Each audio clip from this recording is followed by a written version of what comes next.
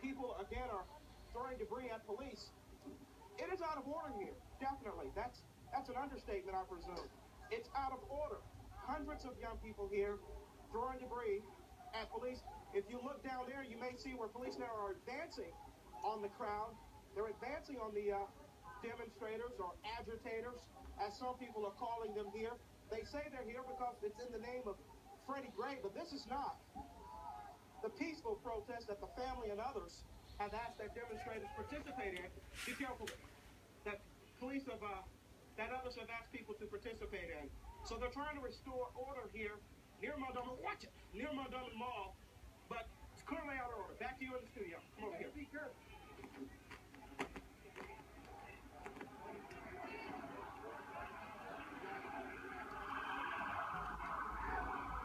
Before we go to Jake, let me ask you, do you know, is this concentrated in one part of Baltimore, or are there protests elsewhere? I don't know if it's going on elsewhere. We know that it's in this area, but we don't know for sure what's going on other parts of town. Okay, Athena Jones, thank you so much to you and your crew. We're going to stay on these pictures.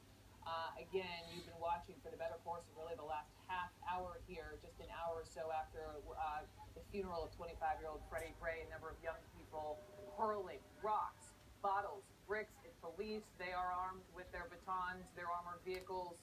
We'll watch this through. Businesses downtown is closed this afternoon out of fear of violent protests. There have been several arrests and one police officer has been injured.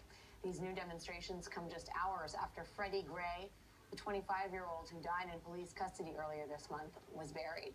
NBC's Brian Moore is live in Baltimore. Brian, what can you tell us about how these demonstrations began with the youths in Baltimore? Yeah, Alex, the demonstrations, I would say more than that at this point, going on just a couple of blocks away from us. And the first reports were a couple of kids at a mall who appeared to be up to no good. The police showed up and confronted them. It looked at one point like they were dispersing. And then more and more and more people started to show up and get involved, to the point where we were just a few moments ago looking at large numbers of young men throwing objects. The reports are that they were rocks or bottles or something like that at police. And at one point, we did see what looked like an officer being carried away by a number of officers. It looked like they're in a very defensive kind of posture, circling, closing the ranks on each other, carried this person to an armored personnel carrier, and then that person was driven off. The Baltimore Sun is saying that it was a police officer who was injured. We cannot confirm that at this point, but at this point, it does look like police are really trying their best to keep the lid on the situation that is threatening to get out of control. Here, just a few blocks away from the funeral, the church where Freddie Gray's funeral was just a few hours ago. Brian, what kind of area are we talking about? Is this a series of blocks? It looked like the police were responding very much in force. Lines of riot gear marching up. The youths were sort of this is again from the chopper feed that we're seeing here in the studio in New York. Yeah. But not to look like you were going to be in the protesters' face. Well, they got that. But does that then put this situation and make it even more alarming? Sure it does. Thanks, Neil, for having me. How are you doing, Dr. Oveda King? Hi, Look, when I first heard this comment by the mayor, I thought, has this mayor lost her mind? She basically sanctioned a riot. Thuggery and rioting, looting is criminal behavior. It's felonious behavior. There could be no daylight between what proper behavior is in these situations, socially acceptable behavior, and criminal conduct.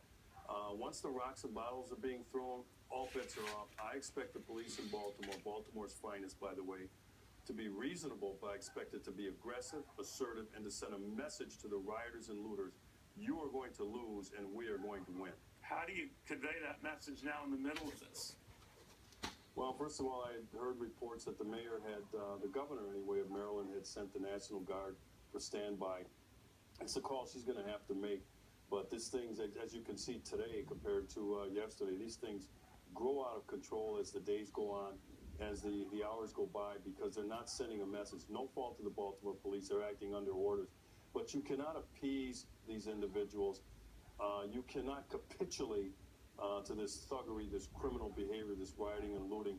And the sooner you send a message that there'll be consequences, severe, I expect them to be reasonable and lawful consequences by the police, but nonetheless, I expect them to act aggressively and assertively for the law-abiding people, the many law-abiding people in Baltimore. And I want to give kudos to the Gray family for the message they sent yesterday condemning this felonious conduct. My thoughts and prayers are with them, and God rest the soul of Freddie Gray. The process will work in Baltimore. These clowns are not giving a chance for the process to work. They don't care about the process. They're exploiting a situation, a tragic situation here. I don't know what happened with Freddie Gray and his contact with the police, but time will tell.